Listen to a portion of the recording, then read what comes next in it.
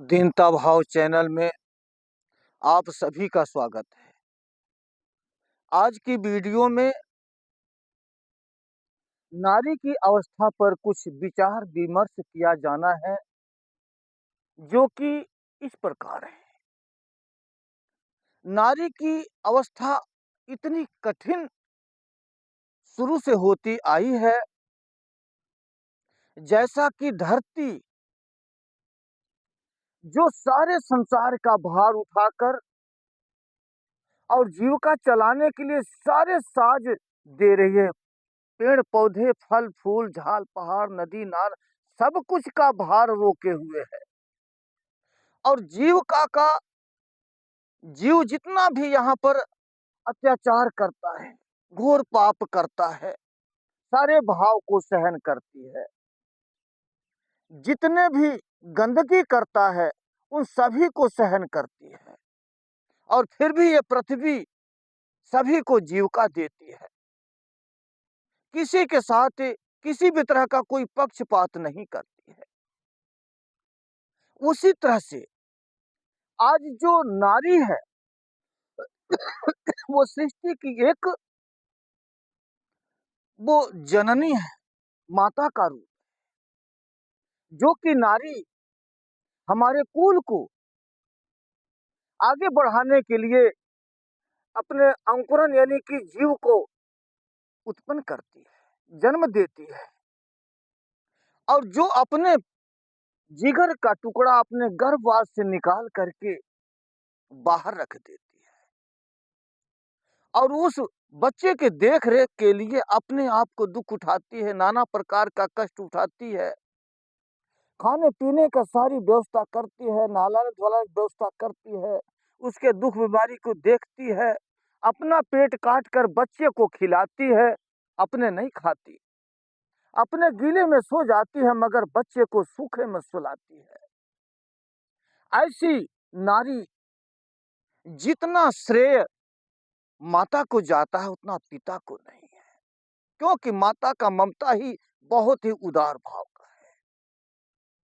मगर ऐसी नारी जो हमारे कुल को रोशनी देने वाली है, जो कुल को बढ़ाने वाली है, ऐसी नारी को एक पुरुष आज एक जूती के बराबर जो आज पहनता कल दूसरी खरीद लेता, एक दासी का भाव दे करके अपने जीवन में अपनाता है। किसी भी तरह की प्रॉपर्टी नारी के नाम से नहीं था, किसी भी तरह का निर्णय नारी नहीं ले सकती थी। नारी एक पुरुष के अधीन होकर हमेशा जीती आई है, कभी इसे आजादी नहीं मिला। मनुवादी ग्रंथों में ऐसा विचार लिखा है, जिस ग्रंथों का रुद्धामल जो तंत्र जो ग्रंथ है मनुवादी वर्णित में जो लिखा गया है कि किसी भी रजस्वला यानी तेजवान रूपवान औरत के साथ भोग करने से उससे संभोग किया जाए तो पुष्कर तीर्थ स्नान के बराबर है। अगर किसी धोबी की स्त्री के साथ समागम किया जाए तो वह मथुरा के तीर्थ स्नान के बराबर है। अगर किसी बेसवा से समागम किया जाए तो अयोध्या तीर्थ के स्नान करने के बराबर है। अगर किसी नारी के स्त्री से संभोग किया जाए तो वह हरिद्वार के तीर्थ के समागम के बराबर है। ऐसी नारी से मनुवादी ग्रंथों में ऐसा लेख पाया जाता है। इसीलिए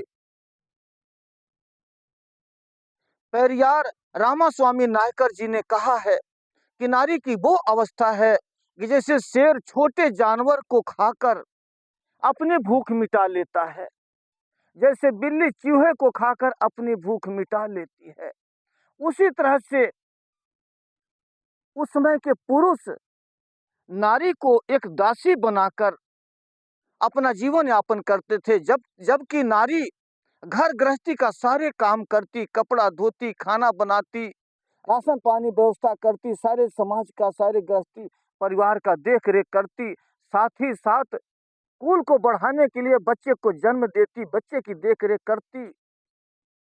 जबकि उस समय ये प्रथा था, सती प्रथा चलता था कि पति अगर मर जाता तो पत्नी को पति के साथ सती हो जाती।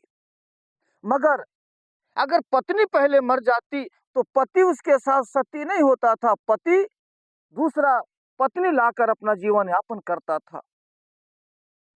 तो पत्नी को सती होने के लिए नियम था, मगर पति के लिए पर कोई आरोप नहीं था, उसके लिए कोई नियम नहीं था। पुरुष के लिए आजादी थी। ये आजादी नारी को कब मिली? जब 1950 में बाबा साहब भीमराव अंबेडकर साहब ने जब अपना संविधान लागू किया, संविधान में नारियों को बराबर का हिस्सा दिया, पुरुष और बराबर दोनों को बराबर का हक दिया, जो कि आज पढ़ने लिखने के लिए किसी भी डिग्री, आईएएस, पीसीएस, मंत्री, प्रधानमंत्री, राष्ट्रपति, किसी भी तरह की जो पदवियां हैं, आज नारी हर जगह मौजूद है, क्योंकि बराबर का हक मिला, बराबर का हक मिला हुआ है।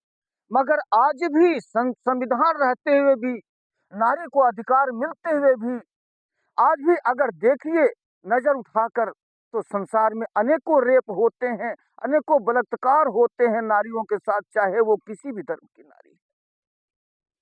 लेकिन आज जो जितने रेप हो रहे हैं, जितने बलात्कार हो रहे हैं, सभी शूद्र से हो रहे हैं, शूद्र के हो रहे हैं।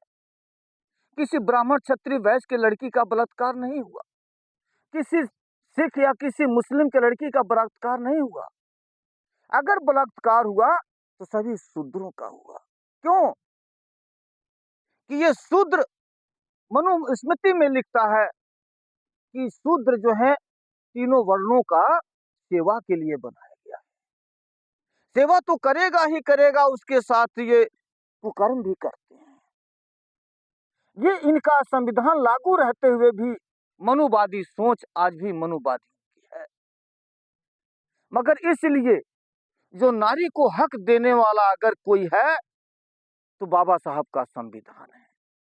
और बाबा साहब के और ज्योतिबा फूले को के कारवां को आगे बढ़ाने वाले अगर बढ़ाया तो नारियों ने बढ़ाया भी, और आगे ये नारियों का हक बनता है, नारियों का फर्ज बनता है कि बाबा साहब के कारवां को आगे बढ़ाने के लिए वो आगे आए और बाबा साहब कारवां को आगे बढ़ाएं और अपने देश को रोशन करें।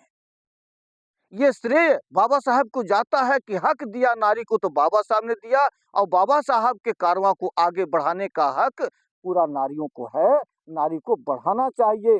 जितने शूद्र वंशज के लोग हैं सभी को बाबा साहब कारवां को आगे बढ़ाने का कार्य करना चाहिए।